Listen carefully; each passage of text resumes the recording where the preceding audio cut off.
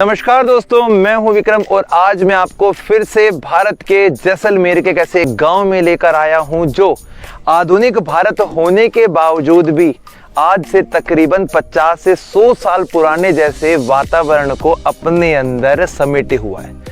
दोस्तों, हमारे भारत के बड़े बड़े शहरों महानगरों में सारी सुख सुविधाएं आ चुकी हैं और आज़ादी को प्राप्त किए हुए हमारे भारत को काफ़ी वर्ष हो चुके हैं, लेकिन उसके बावजूद भी आज ये जो गांव है इसको देखकर ऐसा लगता है कि मानो हम 1947 के किसी एक ऐसे गांव में आ गए हैं जहां पर कोई भी साधन उपलब्ध ना हो। दोस्तों, ये वाला जो स्थान है ये आपका पड़ता है जैसलमेर के तनोट माता मंदिर और लोंगेवाला के बीच में। इस गांव का नाम है सादेवाला और जैसा गांव का नाम है वैसे ही यहाँ की जिंदगी हमें सादगी भरी भी दिखाई दे रही है। यहाँ पर लोग रहने के लिए इस प्रकार की झोपड़ियाँ बनाते हैं, छोटी बड़ी, और हरियाणा तरफ में इसको छानी वगैरह कहते हैं जो ऊपर डाली हुई है। इनके अंदर ये लोग रह रहे हैं, अपना गुजर बसर कर रहे हैं। देख सकते हैं कि इस घर की जो हालत है बारिश के समय में कैसी रहती होगी, सारा पानी इसके अंदर जाता होगा और कितनी कठिनाइयों का सामना करना पड़ता होगा इन लोगों को यहाँ पर रहने के लिए। आप देखेंगे कि इनका जो आंगन है वहाँ पर मिट्टी का लेप लगाकर इस पूरे आंगन को चमकाया जाता है। लकड़ियों की मदद से उन पे लिपाई करके कच्ची मिट्टी के घर बनाए जाते हैं। जीवन यापन के लिए यहाँ के लोग पशुपालन का काम करते हैं, बकरियां पालते हैं, गायें पालते हैं।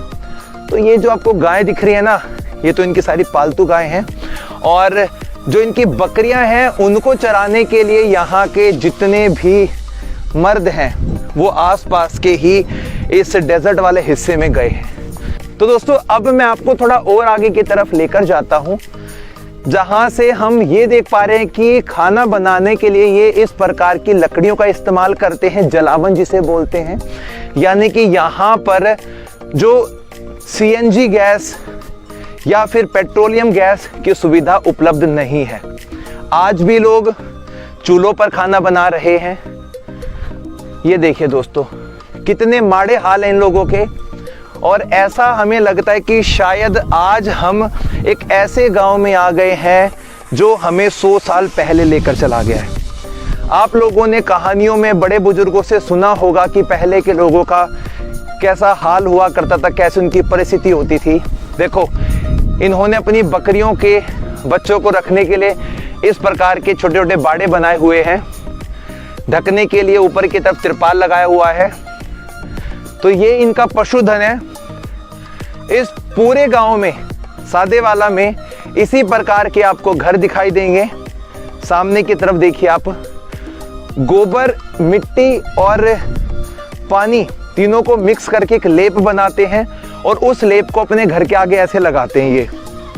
ये देख सकते हैं दोस्तों, इनका जो पूरा गांव का नज़ारा है वो आज भी हमें एक ऐसे समा को बांध देता है जिससे ये पता लगता है कि कितनी विषम परिस्थितियों में, अधिक गर्मी के समय में, अधिक ठंड के समय में, जैसलमेर की तपा देने वाली इस मिट्टी में ये गांव बसा हुआ है, आबाद है। इनके घर देखिए आप हर तरफ के, जहां पर भी आप देखेंगे वहीं पर आपको पूरा वो कल्चर दिखाई देगा जिससे आप ये समझ सकते हैं कि इनके पास ज़रूरत के अधिकतम जो साधन है वो उपलब्ध नहीं है। इस गांव में ज़्यादातर भाटी रहते हैं और 2-4 परिवार यहाँ पे सोलंकियों के भी बताए जाते हैं। एक अपने को भाई वहाँ दिखाई दे रहे हैं, उनसे बात करते हैं एक बार, थोड़ा उनसे कुछ जानकारी भी लेते हैं। तो भाई जी, थोड़ा बताइए कि आप कितने वर्षों से इस गांव में रह रहे हो? कई साल पुराना है। तकरीबन जो आपके पूर्वज से वो भी यहीं रह रहे थे? विभाजन हुआ 47 का, तो उससे पहले भी आप लोगों का यही बसेरा था या कहीं और दूसरे गांव में था? यही था। ठीक है। तो भारत के बहुत सारे क्षेत्रों में सारी सुविधाएं आ गई हैं, तो इस गांव में ऐसी कौन कौन सी सुविधाएं हैं जो अभी तक नहीं पहुंची है? ये बस एक रोड वाली ये समस्या है। अच्छा। बाकी खारा पानी है यहाँ का, ट्यूबवेल पानी आज भी खा रहा है यहाँ का? खारा पानी खा रहा है। तो नहर तो जाती है जैसलमेर से? नहर जाती है लेकिन यहाँ नहीं है पानी, अभी तक नहीं आई है। ट्यूबवेल खारा पानी है। नहर और तो बिजली कितने वर्ष पहले यहाँ पे आई है? बिजली तो कई साल हो गया। कई साल हो गए हैं। और स्कूल वगैरह के बच्चों की पढ़ाई के लिए? स्कूल में मास्टर है नहीं, टीचर ही नहीं है। टीचर आता नहीं है, उधर ही रहता। तो कितने किलोमीटर दूरी पर स्कूल पड़ता है यहाँ से? स्कूल तो ये पास में ही है। अच्छा, इसी मतलब गांव में पड़ता है। हाँ, गाँव में। टीचर ही नहीं आता उसमें। नहीं है। तो कुल मिलाकर कितने घर हैं अपने यहाँ पे मिलाकर? ये 15-20 घर हैं। तो सब लोग आप ऐसे ही रह रहे हो? तो गर्मी के समय तो बहुत गर्मी होती है, तब कैसे रहे यहाँ पे गुजारा करते हो? गर्मी सर्दी सब ऐसे ही रहते। सब ऐसे ही रहते हो, मतलब इन्हीं छानी वाले घरों में रहते हो। और कमाने के लिए? कमाने की भेड़ बकरी है, उनको पालते हो? बस। अच्छा, तो मतलब इसके अलावा अगर बात की जाए सुख सुविधाओं की, तो यहाँ पे ज्यादातर सुख सुविधाएं अभी तक पहुंची नहीं है। और टीवी भी नहीं है, किसी के घर में नहीं है? नहीं। अरे, तो ये तो मतलब भाई ने बताया कि किस प्रकार से यहाँ का जो जीवन है वो आज भी उसी समय की याद दिलाता है जो कि 1947 से पहले के वक्त में लोग रह रहे थे। आप यहाँ के जितने भी घर देखेंगे ना, इन घरों में आपको एक सिमिलरिटी तो बस यही देखने को मिलेगी कि सारी जो घर है खुड्डी सी बनाई गई है, एक झोपड़ी सी बनी हुई है, उसी में ये अपने परिवार के साथ यहाँ पर रह रहे हैं। और जो सुविधाएं होती हैं आधुनिक समय की, वो अभी तक इस गाँव में नहीं पहुँची है। और भाई ने ये भी बताया कि यहाँ पर पानी की यदि बात करें तो पानी आज भी यहाँ पे खारा ही आ रहा है, पानी की सुविधा भी नहीं है।